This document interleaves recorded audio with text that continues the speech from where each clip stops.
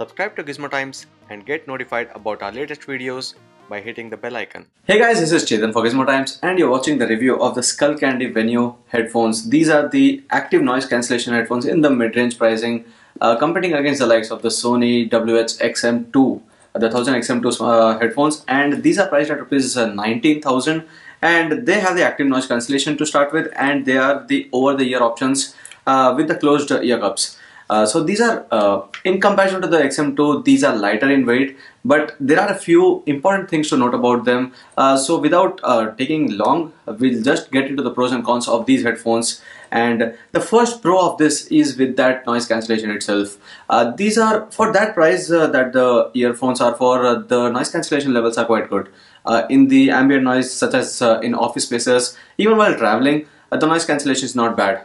It's all good. It's well done with the active noise that is given against the noise that comes into this. So while listening to music, you won't even notice any noise around.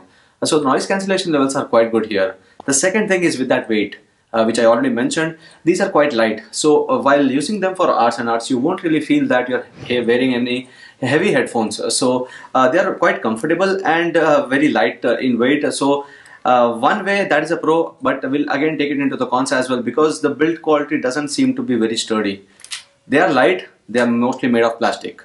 So that is where it feels like these are a bit cheap. Though if you are being asked 19,000 rupees, these don't seem like something very sturdy and hard. So they are not that sturdy. So that is one of the cons here. The next pro is with the battery life. With most of the noise cancellation headphones, you expect the battery to be lasting over 12 hours. That was not the case with the Parrot Z3, which I already have, and that used to give about 10 hours or even lesser usage with the continuous music outplay. And here it's giving more than 20 hours, and that is one good feature about the Skullcandy Venue, where the battery life is quite good.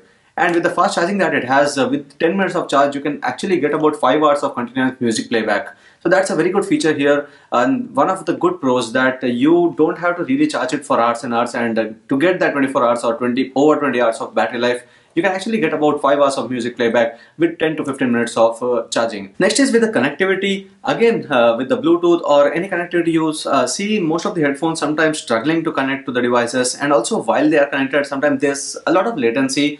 The latency here is about 200 milliseconds that is claimed by the company, but with the connectivity there's no issue. We have seen the device to be connected with over about 30 feet of range with the smartphone, and that is again an advantage for this with the tile application. These are compatible with the tile app, so in case you forget where you have kept them, and if they are connected to your smartphone, you can actually give it a nudge with the tile app, and this would make some sound for you to track and see where the headphones are. So this works with the tile app, and the connectivity is quite good on the Skullcandy Venue. The next pro is again related to the connectivity, not just the Bluetooth. This has the option of being wired. So it has a 3.5 port, and in case the battery is low, you can still use the wire and connect them to the smartphone and listen to the music. But it will still need the battery in case you want the noise cancellation to be active. So it won't take advantage of the smartphone's battery for the noise cancellation, but it can use the smartphone's battery in case you don't want the noise cancellation but still want to listen to the music. So that's a good thing that you at least have the option of being wired in case you don't want to use the battery of the headphones and want to listen to the music. So that is one of the pros again here. One con is with the noise cancellation. Although the noise cancellation was all good when we were using it in different locations and conditions, there is one issue with the noise cancellation where in case there is not a lot of noise around and you're not listening to the music and wearing the headphones as usual, there is some hissing noise. I have noticed this when I was sitting in a regular office area. There was not a lot of noise around, and I was not listening to the music. The noise cancellation was active. There was some hissing noise which was giving a bad experience here. So I don't know whether this is with the unit or with a common issue with the Venue headphones, but that is something that the company should be taking care of in case that is possible with the software update. So that is one issue here.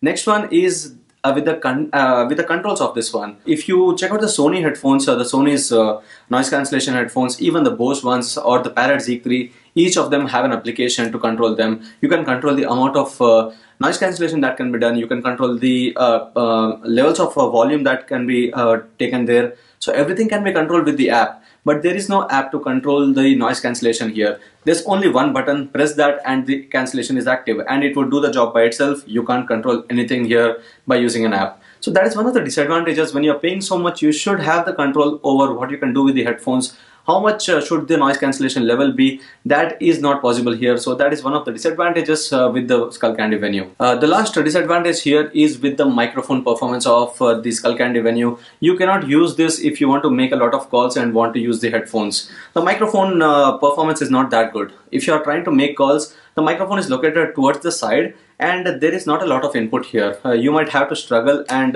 shout louder, which isn't a good experience. Again, when you're using ANC and you're shouting, you won't notice how much disturbance is it going to produce to others around you. So the microphone performance here is another disadvantage of the Skullcandy Venue. But in the end, if we compare this with some of the headphones in this price range, first one, the Sony XM2, which are priced at around 22,000 rupees.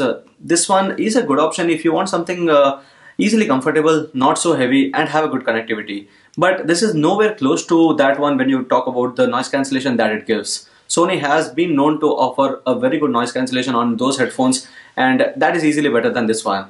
The next one is the Parrot Zeek 3. The good things about the Zeek 3 over this one is not just the design, the way it looks. Also, it has a removable battery, it has wireless charging, and the gesture-based controls. There are a few smart things that you can do with the Parrot Zeek 3, where you can control everything over the ear cup with your touch interface. And also, when you lift the ear cup, when you want to talk to someone and lift the ear cup, the music would automatically pause, which are some good things that those headphones offer, but the Skullcandy Venue doesn't. So in the end, this isn't a bad option. For 19,000 rupees, you still get one of the decent ANC headphones in this price range, but this is not one of the best that you can get in the market. So this was all about the Skullcandy Venue, the full review of the Skullcandy Venue headphones. If you have any other questions about this one, do let me know and subscribe to Gizmo for more. Thank you for watching and see you in our next video.